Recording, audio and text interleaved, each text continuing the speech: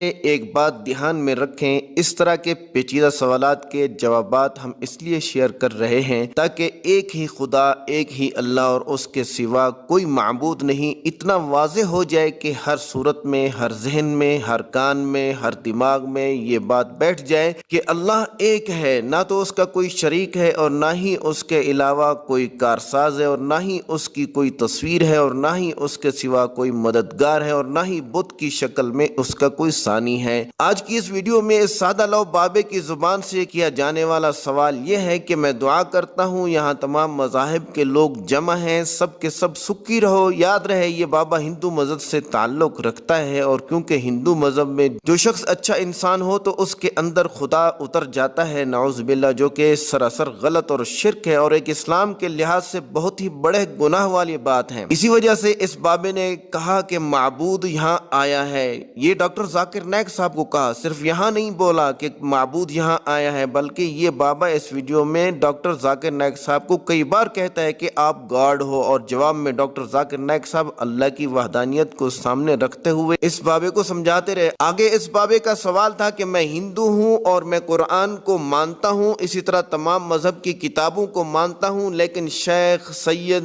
ملا، پٹھان کیوں بنائے، برہمن، شندل، شودرا کیوں نام رکھے گئے؟ اس کا جواب مجھے ابھی چاہیے، اور مجھے اس بات کا جواب بھی چاہیے کہ میں نے 2,63,00,000 مرتبہ رام رام لکھا ہے، مجھے بتائیے کہ رام ابھی تک میرے پاس کیوں نہیں آیا؟ بابے کا یہ سوال سب سے آخر میں تھا، اور یاد رہے ویڈیو عربی سے ٹرانسلیٹ کی گئی ہے، اوریجنل ویڈیو کا لنک فرسٹ کمنٹ میں آپ کو مل جائے گا۔ ان دونوں سوالوں پہ لوگ مسکراتے رہے اور تالیاں بھی بجاتے رہے۔ مزید ڈسکس کرنے سے پہلے اس ویڈیو کو لائک کریں اور چینل کو سبسکرائب کر کے بیل آئیکن پہ ضرور کلک کریں۔ جواب میں ڈاکٹر ذاکر نائک صاحب نے سوال دہراتے ہوئے فرمایا کہ بھائی صاحب، شیخ، ملا، پٹھان، برہمن، شودرا یہ سب فیملی نیم ہیں، یہ کسی کو بڑا چھوٹا بنانے کے لیے نہیں ہے بلکہ پہچاننے کے لیے ہیں۔ لہٰذا قرآن پاک میں سورہ حجرات میں اللہ تعالیٰ فرماتے ہیں آیت نمبر 38 میں کہ یا ایھا الناس انا خلقناکم من ذکر و انثی وجعلناکم شعوبا وقبائل لتعارفوا ان اکرمکم عند اللہ اتقاکم ان اللہ علیم خبیر، جس کا ترجمہ یہ ہے اے انسانوں، ہم نے تمہیں ایک مرد اور ایک عورت سے بنایا ہے اور آپ کے مختلف قبائل اور شعبے بنائے ہیں تاکہ آپ ایک دوسرے کو پہچان سکیں، اور اللہ کے ہاں تم میں سب سے زیادہ باعزت وہ شخص ہے جو سب سے زیادہ تقویدار ہو۔ لہذا اللہ کے قریب ہونے کے لیے آپ کا رنگ، آپ کی کاسٹ، آپ کی مالداری اور غریبی کا تعلق ہی نہیں ہے، بلکہ اللہ کے احکام کے مطابق صحیح زندگی گزارنا ہے، اور جنت میں جانے کا اور جہنم سے بھی بچنے کا معیار صرف اور صرف تقوی ہے، نہ کہ قومیت اور کاسٹ۔ یہ اسلامی سوچ ہے، اور ہندو کتاب ویداس میں لکھا ہے کہ یہ طبقے کیوں بنائے کہ اللہ تعالیٰ نے برہمن لوگوں کو سر سے پیدا کیا۔ اب کس کے سر سے پیدا کیا، اس کا جواب ابھی تک نہیں ہو سکتا۔ ان کی مراد آدم علیہ السلام کے سر سے ہو شاید، اور سینے سے شتریہ ہندوؤں کو بنایا۔ تو ویداس کے مطابق برہمن سیکھنے والا طبقہ ہے اور شتریہ بڑا طبقہ ہے، اور آگے ڈاکٹر ذاکر نائک صاحب نے وضاحت کرتے ہوئے فرمایا کہ اور ویداس میں لکھا ہے کہ اللہ نے مزدور طبقے کو اپنے پیٹ اور رانوں سے بنایا۔ یہاں واضح ہو گیا کہ اللہ نے نعوذ باللہ اپنے پیٹ اور رانوں سے بنایا، جو کہ سراسر بہتان ہے اللہ کی ذات پہ، اور پاؤں سے شودرا لوگوں کو بنایا جو کہ غلامی کی زندگی گزارتے ہیں۔ لیکن اسلام میں ایسا کوئی کانسیپٹ نہیں۔ ایک تو سارے انسان حضرت آدم علیہ السلام سے آگے بڑھے، اور ذات پات کا تو سوال ہی پیدا نہیں ہوتا کہ فلاں اونچے درجے کا ہے کیونکہ وہ، اور فلاں اونچے درجے کا ہے کیونکہ وہ شیخ ہے یا ملا ہے۔ اسلام میں تو کاسٹ سسٹم کی پوری نفی ہے کہ یہ صرف پہچان کے لیے ہے۔ یہ ذات پات کا سسٹم صرف ہندو مذہب میں ہے۔ اگر مزید اس کی تفصیل آپ جاننا چاہتے ہیں تو میرا کیسٹ دیکھیے، سیملارٹی بٹوین اسلام اینڈ ہندوازم۔ اب میں آپ کے سوال کے پہلے پارٹ کی طرف آتا ہوں کہ آپ نے کہا کہ قرآن کو بھی مانتا ہوں، ویداس کو بھی مانتا ہوں اور بائبل کو بھی مانتا ہوں۔ میری آپ سے درخواست ہے کہ کم سے کم ایک ہی کتاب پہ ایمان لائیں جو کہ 100% اللہ کی باتیں ہیں۔ عیسائی کہتے ہیں ہمارا ایمان ہے کہ بائبل 100% اللہ کا کلام ہے، ہندو کہتے ہیں کہ ویداس 100% اللہ کا کلام ہے، اور مسلمان بھی کہتے ہیں کہ قرآن پاک 100% اللہ تعالیٰ کا کلام ہے۔ لیکن میری درخواست آپ سے یہ ہے کہ جو چیزیں ان تینوں کتابوں میں کامن ہیں، پہلے ان پہ تو آؤ، اور اصل میں یہ اس آیت کی طرف بلانا ہے، تعالوا الی کلمۃ سواء بیننا وبینکم، کہ آؤ ان باتوں کی طرف جو تمہارے اور ہمارے درمیان برابر ہیں۔ اور ان تینوں تینوں کتابوں میں لکھا ہے خدا ایک ہے، اس کی کوئی صورت نہیں، اس کا کوئی شریک نہیں، اس کی کوئی مورتی نہیں۔ اور یہی بات بک آف ڈیٹانومی میں آیت نمبر 4 میں لکھی ہے۔ عیسیٰ علیہ السلام نے فرمایا اے بنی اسرائیل، رب ہمارا معبود صرف ایک ہے۔ اور اسی طرح اپنیشد میں آیت نمبر 1 میں لکھا ہے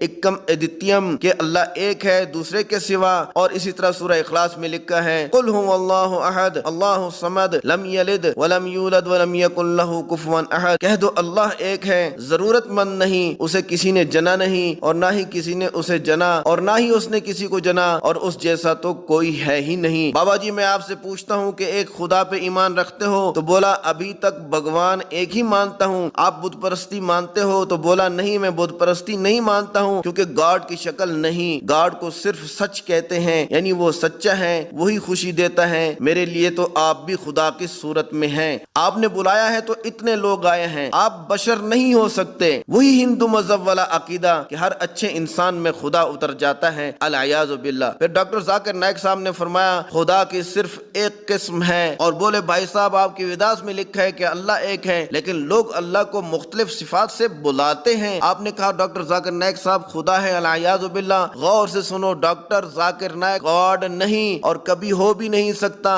میں اللہ کی مخلوق ہوں، میں اللہ کا بندہ ہوں، عبداللہ ہوں، اللہ نہیں ہوں۔ آپ کے کہنے سے میں گاڈ تھوڑی بن جاتا ہوں، اپنے ساتھ آپ مجھے بھی جہنم میں گھسیٹ رہے ہو۔ اس پر لوگ خوب ہنسے اور تالیاں بجائیں۔ پھر ڈاکٹر ذاکر نائک صاحب نے فرمایا کہ میں اللہ نہیں ہوں، العیاذ باللہ، اللہ کا بندہ ہوں۔ کوئی بھی انسان اللہ نہیں ہو سکتا، وہ بھگوان نہیں ہو سکتا، وہ ایشور نہیں ہو سکتا۔ اسی طریقے سے رام ایک اچھے انسان تھے، کتابوں میں لکھا ہے، لیکن اگر آپ کہتے ہیں کہ رام اوتار ہیں اور اوتار کے معنی ہے اوتر، یعنی اللہ کا بھیجا ہوا رسول، لیکن وہ خدا نہیں، اگر آپ اس سینس میں کہتے ہیں تو کوئی اعتراض نہیں، کیونکہ ہو سکتا ہے رام بھی اللہ کے پیغمبر ہوں، ہو سکتا ہے رام اللہ کے پیغمبر نہ ہوں، کیونکہ محمد صلی اللہ علیہ وسلم نے فرمایا کہ اللہ تعالیٰ نے 1,24,000 پیغمبر بھیجے زمین پر، اور بائی نیم قرآن پاک میں صرف 25 نام ہیں، تو رام ہو سکتا ہے پیغمبر ہوں۔ لیکن اگر یہ یقین ہوتا کہ رام اللہ کے پیغمبر ہیں، اور اگر یہ بھی یقین ہوتا کہ کرشنا اللہ کے پیغمبر ہیں، اور یہ بھی یقین ہے کہ عیسیٰ علیہ السلام اللہ کے پیغمبر ہیں، اور یہ بھی یقین ہے کہ موسیٰ علیہ السلام اللہ کے پیغمبر ہیں، تب بھی آخری پیغمبر محمد صلی اللہ علیہ وسلم پہ ایمان لانا ہی جہنم سے بچا سکتا ہے، چاہے وہ عیسائی ہو، یہودی ہو، ہندو ہو، امریکہ میں رہتا ہو، انڈیا میں رہتا ہو، چائنا میں رہتا ہو۔ محمد صلی اللہ علیہ وسلم کی خوشخبری تو کل کی پرانا میں اور کل کی اوتار میں بھی لکھی ہوئی ہے، اور محمد صلی اللہ علیہ وسلم کی والدہ کا نام بھی لکھا ہوا ہے، وہاں سوماسی لکھا ہوا ہے جس کا مطلب ہے آمنہ، اور ان کے والد وشنو یاس ہوں گے یعنی عبداللہ، اور وہ سنبالا میں پیدا ہوں گے جس کا مطلب ہے مکہ امن کا شہر، اور وہ مکہ کے سردار کے گھر پیدا ہوں گے، اور مکہ کا سردار قریش خاندان ہی تھا، اور ان کے 4 خلیفہ ہوں گے، اور حقیقت میں ہی ان کے 4 خلیفہ ہوئے تھے، اور بہت کچھ لکھا ہے۔ اگر آپ قرآن پہ ایمان لاتے ہیں تو آپ کو محمد صلی اللہ علیہ وسلم پہ ایمان لانا پڑے گا جو کہ آخری نبی ہیں۔ کیا